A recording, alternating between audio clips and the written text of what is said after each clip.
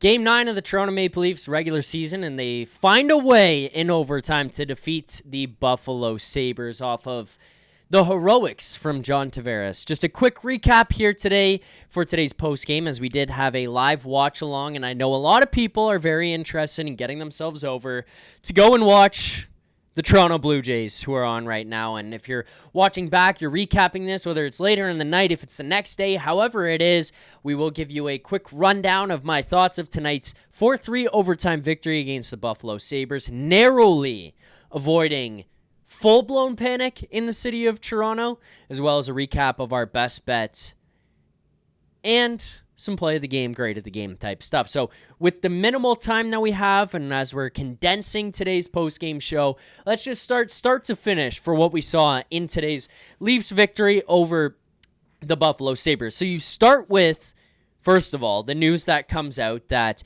Anthony Stolarz is going to have a rest day, which then means that you're going to have Hildeby backing up Primo, who's starting, which is just a nightmare sentence to pretty much all Leafs fans. Just the idea that Primo is starting and your backup goaltender is not Anthony Stolarz sitting on the bench, it's Dennis Hildeby. Now, mind you, Joseph Woll is making his return. He'll come back at some point. I imagine personally it won't be for a little while, which is, yes, a little bit scary, but like,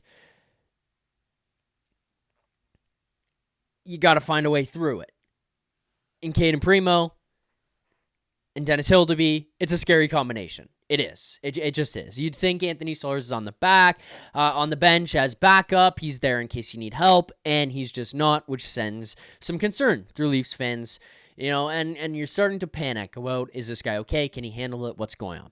Anyways, he does not suit up for tonight's game.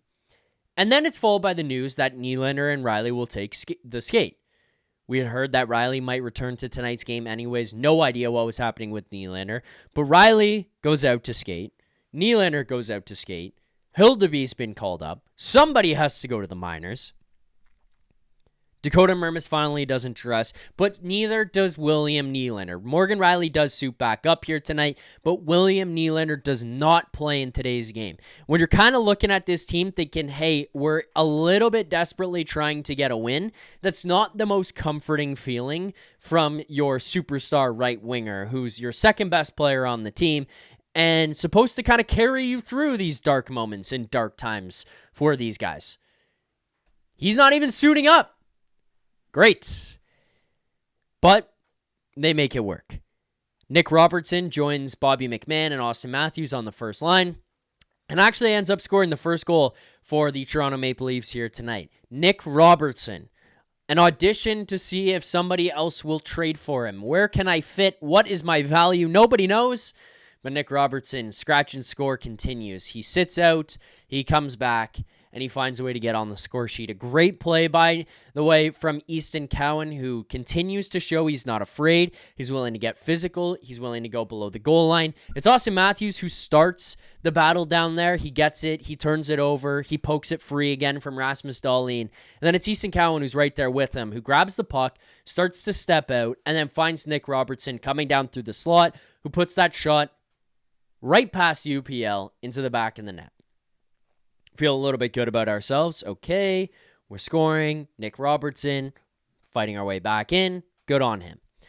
Also of note, in that first period, Jake McCabe, a massive hit on Bowen Byram. I talked about it on the watch-along and kind of got into it a little bit more, but my honest thoughts on it are, look, I hope the player's okay. You never wish ill upon anybody, and I hope that there was minimal to no head contact on that one, but reality is, if you're going through the neutral zone, if you're going through the middle of the ice, if you're going to go into the slot area, you need to have your head up.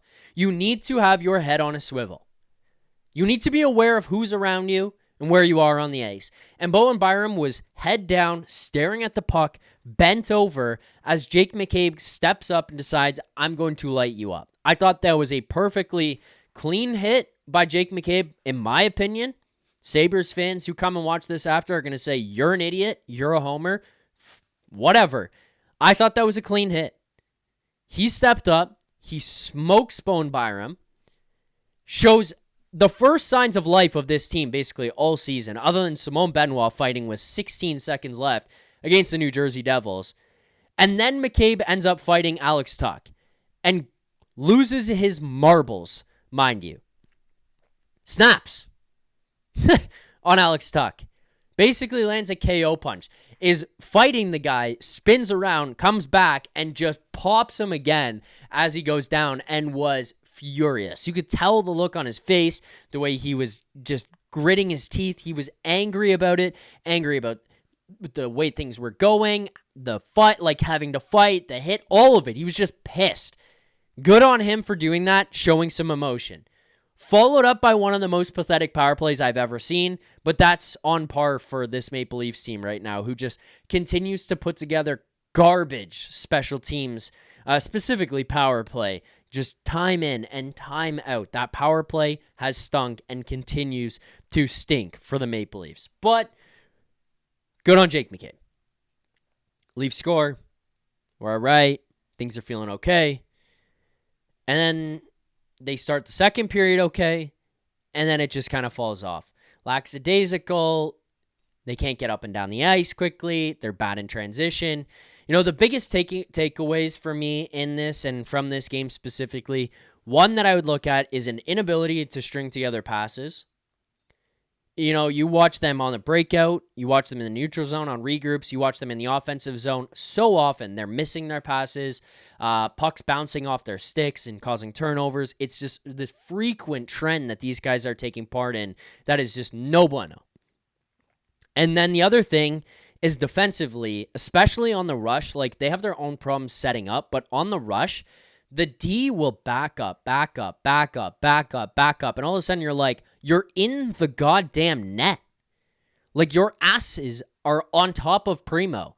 And the Sabres have taken advantage of this 2 nights in a row now where they drive the defense back and then hit a trailer coming in. Or hit the third man high, who's just hanging out in the top of the slot, who's in a position at the top of the circles, who's just wide open in general because the Leafs D seems to be wide apart and all the way back. And you're able to pass through them very easily. You're able to back them up, and then you're not getting any back support by the Leafs players coming back. It's tough watching them defensively back up. The other thing, which kind of goes to the point of the passing, it's like a little sidebar of it, but offensive zone possession. Like they do not get the puck in the O zone and hold it there. Get a chance, puck goes back the other way. Get out of their zone, flip it into the offensive zone, maybe win it on the forecheck, lose the puck. Enter the zone past the blue line, turn it over. There's no sustained pressure. Get it in, get a chance, turn it back. Get it in, get a chance, turn it back. It's not good right now. When you're talking about this team that needs to hold possession, they're barely even getting it. There were so many times tonight the Sabres came into the Leafs zone, stayed in the zone, and had chance after chance after chance. Maybe not the most dangerous chances in the world, but chances.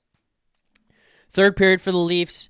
Again, lackadaisical, sleepy. Good on Tage Thompson, an absolute rip. Again, same issue with the D backing up. Thompson gets open at the top of the circle, pass across, rip.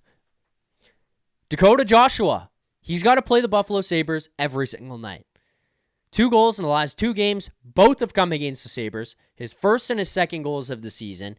Good on him for finding the back of the net, not giving up. It was a battle play by him where he gets through the middle, he cuts across, he fights to keep the puck. You saw it bouncing off his stick.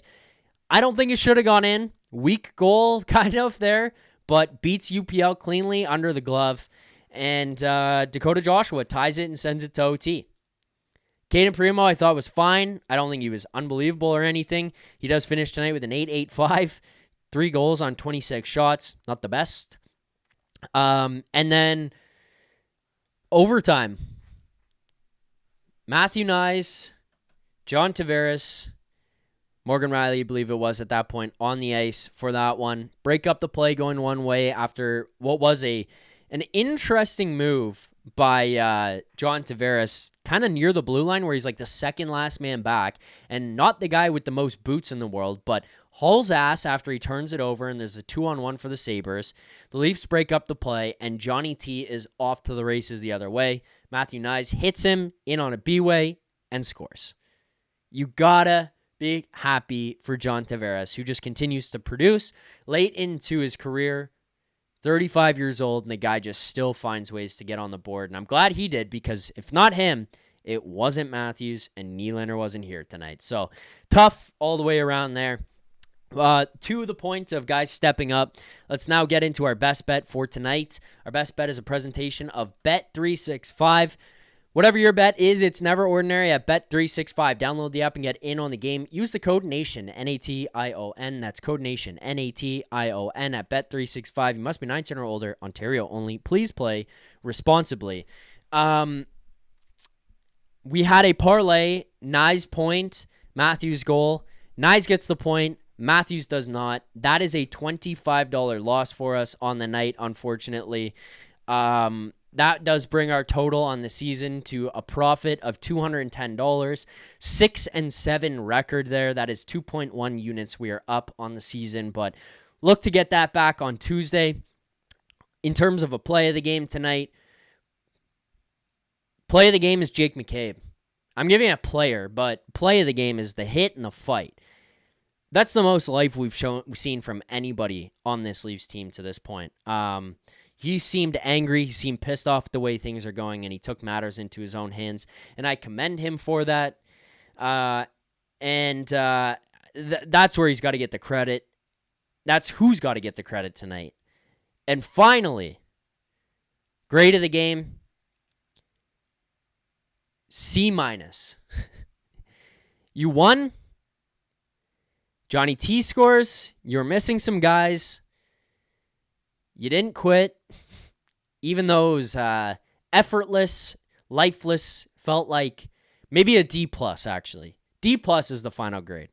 You fought back, you tied it, you won an OT. We narrowly avoid full-blown panic, and John Tavares has his 499th career goal. Can be happy about that. That'll do it for tonight's post-game video.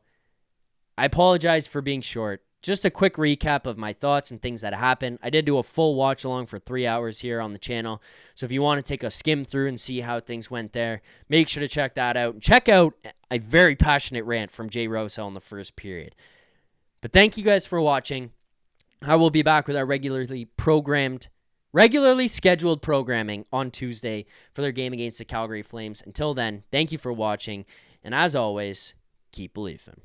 For more content just like this, including game previews, post-game live shows, Leafs Morning Take Monday through Friday with Nick Alberga and Jay Rosehill with special guests, as well as instant reaction videos, make sure to be subscribed here to the Leafs Nation YouTube channel. Turn on notifications so you don't miss anything, and drop a like.